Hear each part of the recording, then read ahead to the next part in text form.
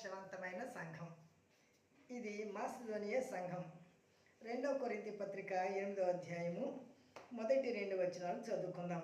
సహోదరులారా, మాసిదోనియా సంఘమునకు అనుగ్రహింపబడిన దేవుని కృపను గురించి మీకు తెలియచేయుచున్నాం.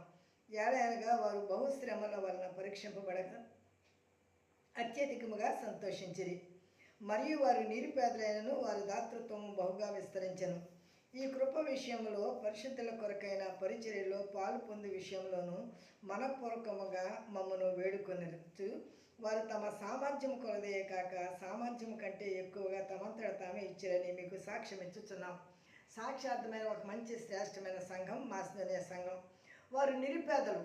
వారిలో ఒక 4 లక్షణాలు మనం చూడగలుగుతున్నాం. నిరుపేదలైనను వారి కష్టములో దేవుని కొరకు సంతోషంగా నిలబడిన గొప్ప సంఘం. నెంబర్ 2, వారు ఇచ్చే విషయంలో వారే పేదలు, కానీ వారి దాతృత్వం బహుగా విస్తరించను. మనము మనుషులకు సహాయం చేసేది దానం, దాన్ని దాతృత్వం అంటారు. దేవునికి ఇచ్చేది కానుక, అది అర్పణ, దేవుడు అంగీకరించే దేవుని కొరకు చేసేది. కనుక ఈ సంఘము మనుషులకు ఇచ్చే విషయంలో పేదవారైనా వారి దాతృత్వము బహుగా విస్తరించింది. ఇక పరిచర్య చేయుటలో మీరు చేయండి అని సంఘ పెద్దలు సంఘం చెప్పకుండా మేము చేస్తామని వారంతటా వారి తమ ఇష్టపూర్వకంగా పరిచర్యకు ముందుకు వచ్చిన సంఘం. అలాగే వారి యొక్క స్థితి స్తోమత చాలా తక్కువైన దేవుడి కొరకు ఇచ్చుటలో బహుగా వారి గుప్పులు విప్పిన సంఘం.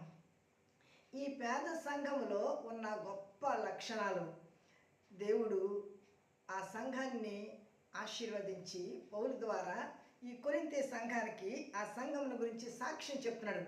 వారు పేదలైన దేవుని యందు సంతోషంగా దేవుని కొరకు నిలబడ్డారు. వారికి ఇవ్వడానికి లేకపోయినా ఇతరులకు ఇచ్చే మనసు కలిగి ఉన్నారు. వారు పరిచర్య చేయటకు వారికి బలము శక్తి లేకపోయినా ఇష్టపూర్వకంగా పరిచర్య చేయడానికి ముందుకు వచ్చారు. వాళ్ళకి ఇవ్వగలిగిన స్థితి లేకపోయినా దేవుని కొరకు ఇవ్వడానికి వారి యొక్క గుప్పులు విస్తారంగా ఇప్పారు. అందుకనే ఇది ఆదర్శవంతమైన సంఘం, ఇది సాక్షార్థమైన సంఘం. అలాంటి సంఘంగా మనం కూడా ఉండాలని దేవుని నామం పేరట మనవి చేస్తూ నా మాటలు ముగిస్తున్నాను. దేవుడు మిమ్మల్ని దీవించును గాక.